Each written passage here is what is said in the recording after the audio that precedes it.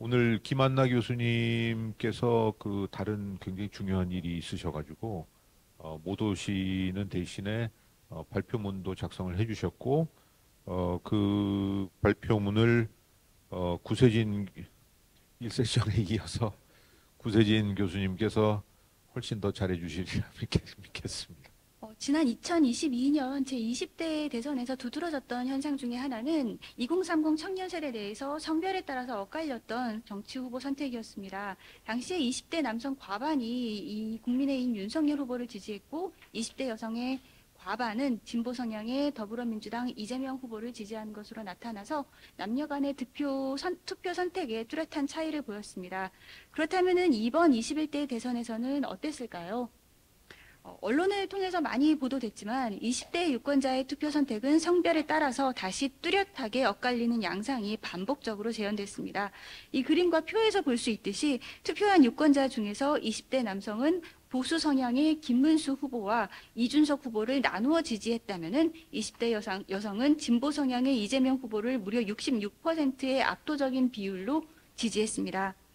그런데 이 차이를 범진보 후보와 범보수 후보에 대한 지지로 재구성하면 더욱 명확하게 나타납니다. 20대 남성의 78%가 김문수 또는 이준석을 지지했고 20대 여성의 70%가 이재명, 권영국 후보를 지지하는 것으로 보여집니다. 같은 세대 내부에서 성별에 따라서 투표 선택이 뚜렷하게 이렇게 엇갈리는 양상은 다른 연령대에서는 잘 나타나는 현상이 아닙니다. 이 그래프에서 보시듯이 투표 선택의 성차는 30대에서는 완화되고 40대에서는 사라집니다. 성별에 상관없이 4050 세대는 진보 성향의 후보를 지지하는 반면에 6070 세대는 보수 성향의 후보를 함께 지지하는 패턴이 이번 대선에서도 다시 반복된 것입니다. 그렇다면 이런 투표 선택의 차이가 왜 발생하는 걸까요? 정치학에서는 유권자의 투표 선택에 영향을 주는 요인으로 크게 가장 중요한 요인들로 유권자의 정치 이념과 정당 일체감을 듭니다. 먼저 이념 성향부터 살펴보도록 하겠습니다. 이 슬라이드의 그래프는 응답자들에게 스스로 생각하기에 얼마나 진보 또는 보수인지 물어본 결과이고 그 결과를 세대와 성별로 나누어 본 것입니다. 20대 남성 응답자의 절반 이상이 스스로를 보수라고 답한 반면에 20대 여성 중 약 42%는 스스로를 진보라고 규정했습니다. 다른 집단과 비교해 보면은 스스로 보수라 규정한 집단이 가장 높은 인구 집단은 70대 남성, 그리고 스스로를 진보라고 규정하는 비율이 가장 높은 집단은 40대 남성, 각각 20대 남성과 20대 여성 집단과 이 두 집단이 유사한 이념 성향을 보입니다. 다음 그래프는 정당 일체감입니다. 이 20대 남성들 사이에서 평소 지지하거나 가깝게 느끼는 정당은 개혁신당이라는 응답이 약 45%로 가장 높았습니다. 그 다음이 국민의힘 그리고 더불어민주당 순이었습니다. 20대 여성의 경우에는 더불어민주당이라는 응답이 약 67%로 압도적이었고 다른 정당들을 큰 격차로 따돌리고 있습니다. 이 두 슬라이드를 종합해서 알 수 있는 것은 첫째, 20대 내부에서 성별에 따라서 서로 다른 이념 성향과 정당 일체감이 나타나지만 30대 이상의 연령대에서는 그러한 차이가 두드러지지 않는다는 것입니다. 둘째, 앞서 처음에 살펴본 투표 선택의 세대, 성별, 집단별 특징은 각 인구 집단의 이념 성향과 정당 일체감 패턴과 매우 유사한 모습으로 겹쳐지고 있다는 것입니다. 이 기술 통계를 기반으로 스케치한 결과이기 때문에 조심스러운 면이 있지만 그럼에도 불구하고 반복적으로 재현되고 있는 20대의 성별에 따른 뚜렷한 정치 행태의 차이가 현재 진행형이라는 점은 분명합니다. 자, 그렇다면 이제 이런 20대 내부의 젠더 격차는 구체적으로 어떤 영역에서 그 차이가 나타나고 있는 걸까요? 진보 보수를 하나의 단어로 이념 성향을 규정했다면 이번에는 좀 더 구체적으로 6가지 진술을 통해서 알아보도록 하겠습니다. 이 6개의 진술은 다양한 측면에서 응답자들의 이념적 태도가 어디에 가까운지를 측정하는 문항들입니다. 1부터 5까지 보수적인 태도가 강한 것으로 간주했고 이 중에 이제 첫 번째, 세 번째, 6번째 문항 같은 경우에는 진보적인 진술이기 때문에 역으로 계산했습니다. 자, 보시는 표는 각 인구 집단별로 6가지 진술에 대한 태도 점수를 비교한 것입니다. 우선 20대 남녀 안에서 가장 두드러지는 차이는 마지막 항목, 그러니까 여성 차별 문제를 해결하기 위해서 정부가 노력해야 한다는 진술에 대한 태도, 여기에 대해서 20대 남녀가 가장 큰 격차를 보이고 있는 것을 첫 번째 행에서 확인할 수가 있습니다. 마지막 행이군요. 여기. 네. 1.7일의 큰 차이가 이들 사이에 발생을 하는데 이거는 다른 어떤 연령대의 성차를 비교해 보아도 좀 색칠되어 있는 부분입니다. 나타나지 않는 그런 격차임을 확인할 수 있습니다. 좀 한눈에 알아보기 쉽게 이거를 시각화한 그래프를 통해서 보여드리도록 하겠습니다. 이 그래프의 원형 심볼은 여성, 삼각형은 남성을 의미합니다. 세대별로 앞에 6개 진술에 대한 태도를 5점 척도 위에 1부터 5까지 시각화한 것입니다. 5점으로 갈수록, 그러니까 여기서 오른쪽으로 갈수록 이 보수적인 태도를 뜻합니다. 20대 남녀가 가장 벌어져 있는 지점은 마지막 그래프, 그러니까 여성 차별과 관련된 태도입니다. 그 다음은 첫 번째 그래프와 두 번째 그래프고요.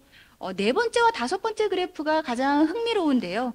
이 기업의 경쟁력과 시장의 유연성이 노동권과 근로조건 개선보다 중요하다라는 친기업적 태도와 그리고 이 개인의 성과와 능력에 따라서 보상받는 것이 중요하고 그로 인해 생기는 격차와 불평등은 받아들여야 한다라는 능력주의 태도.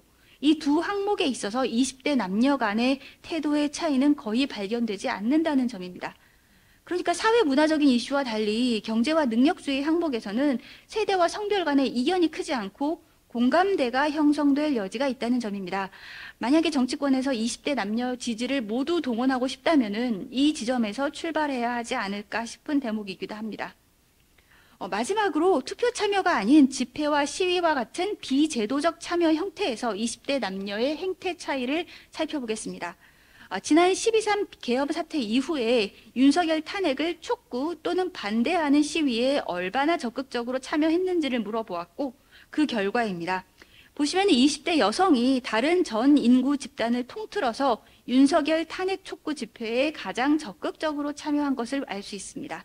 흥미로운 점은 심지어 탄핵 반대 집회에도 20대 여성이 동세대 남성에 비해서 더 적극성을 보였다는 점입니다. 이번에는 정치 효능감의 차이를 살펴보도록 하겠습니다. 먼저 내가 정치 과제나 참여 활동을 이해하고 효과적으로 수행할 수 있다라는 자기 자신에 대한 믿음에 있어서는 20대 여성보다 남성이 살짝 높은 결과를 보여줍니다. 하지만 정치권이 내 의견과 요구에 반응하고 변화를 일으켜 줄 것이다라는 환경에 대한 신념에 있어서는 20대 여성이 동세대 남성보다 더 높은 양상을 보였습니다. 두 번째 그래프의 경우 점수가 낮을수록 정치인이 나를 신경 쓴다라는 의미이므로 다른 인구 집단과 비교해 봤을 때 20대 여성은 특히 정치권이 나에게 반응할 것이다라는 믿음이 두드러지게 나타난다는 점을 알 수 있습니다. 반면에 낮은 집회 참여율과 비교를 해보면 20대 남성의 경우에는 자신의 목소리가 정치권에 반영되기 어렵다라는 소외감을 느끼고 있는 것은 아닐지 추측해 볼 수 있는 대목입니다. 지금까지의 결과를 정리하겠습니다. 20대 대선에서 나타났었던 20대 젠더 격차가 이번 21대 대선에서도 반복 재현되었습니다. 보수 성향의 20대 남성은 보수 정당의 후보를, 진보 성향의 20대 여성은 진보 정당의 후보를 지지하는 패턴이 발견됩니다. 그런데 20대 남녀의 이념적인 태도는 여성 차별을 위한 정부의 시정 노력과 같은 젠더 정책에서 가장 극명하게 엇갈렸다는 점, 반면에 친기업 정책이나 능력주의 태도에 있어서는 어느 정도 공감대가 형성되어 있다는 점은 주목할 만합니다. 후속 연구에서는 20대가 스스로를 진보 또는 보수라고 규정할 때 어떤 차원에서 비롯되는 태도인지 다각도로 이념적 태도를 측정해 좀 더 구체적으로 규명할 필요가 있겠습니다. 감사합니다. 제가 오늘도 이렇게 좀 보고 느꼈는데요. 어제 그 민주화 기념사업, 민주화 운동 기념관 거기에 컨퍼런스 기념 거기를 갔었는데 90%가 그 MZ 여성이더라고요. 압도적으로. 여의도에서도 그랬잖아요. 저 계엄 때도 그랬고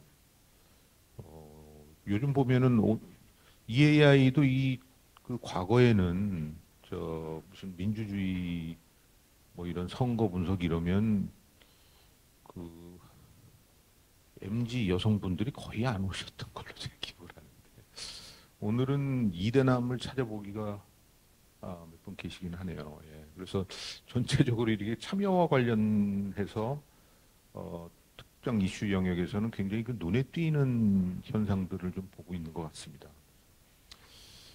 그런 생각이 좀 들었고요.